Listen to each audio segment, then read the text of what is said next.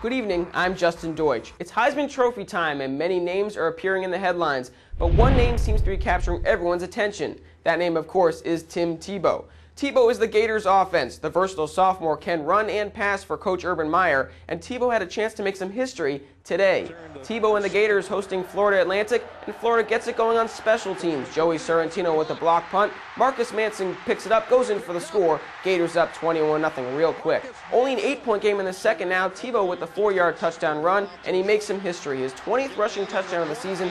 Tebow becomes the first Division I-A player in history with 20 scores by air and ground in the same season. Now Tebow shows us he can pass as well. This to Cornelius Ingram, 26 yards, a career-high 336 yards passing for Tebow. Gators roll 59-20, 4 total touchdowns for number 15. The only bad news in Gainesville, Georgia beat Kentucky, so the Gators can't win the SEC East. If you didn't see the shot FSU quarterback Drew Weatherford took last week at Virginia Tech, don't ask him, because he couldn't tell you how it felt. We saw it and it didn't look good, so it was good to see the former Land O'Lakes star back on the field for the Seminoles' home finale. Noles at 6-4 taking on Maryland. They need a nice home win, and they get out to a good start. Weatherford on the keeper, a 1-yard touchdown run, FSU up 7. With no healthy running back, the Noles turn to receiver Preston Parker, and maybe they found their new back. Parker goes 18 yards here for the score. He finished with 133 yards rushing. Noles up 14-3. Then Weatherford goes to the air, a 10-yard touchdown pass to Dakota Fagg. The offense went flat for Florida State in the second half, but they held on. Noles win 24-16, the 300th career win for Bobby Bowden at FSU. This Saturday, the big Florida feud squares off in Gainesville. Gators and Noles can be seen right here at 5 p.m., and immediately following the game, we'll bring you live post-game coverage and interviews from Gainesville. Miami at Virginia Tech. Tough start for Miami, but signs of life in the third quarter. Kyle Wright with a 1-yard touchdown pass to Leonard Hankerson. Looking like the Michael Irvin push-off there. He got away with it. Miami's within 6. It's only 20-14 Virginia Tech. Then everything fell apart for the Hurricanes. 3 turnovers, 24 unanswered points. Virginia Tech's Brandon Orr goes in here for the score. 44-14, the Hokies win it. What has happened to Miami?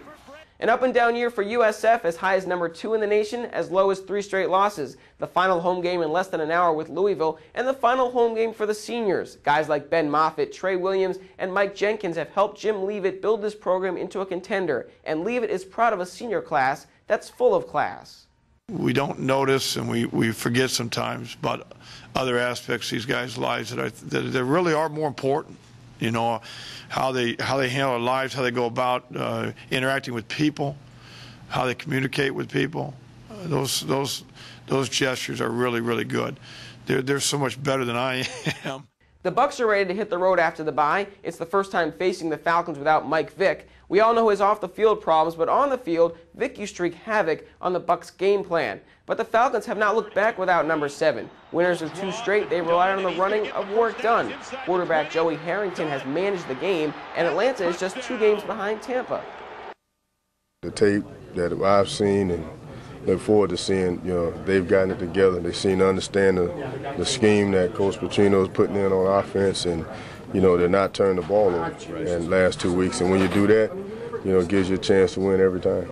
And finally in sports, only 2 games into the post-Jessica Dixon era, the USF women are learning their way. Not sure if the loss to Duke Thursday was an aberration or a sign of a struggling season. Lady Bull is back on the court against New Hampshire. Jessica Sepulveda drives the lane here for the score, and aggressive play for USF.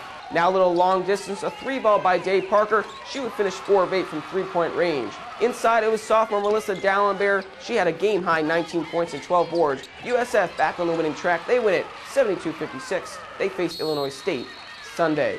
That's all for sports. John and Mandy will be back with more news right after the break.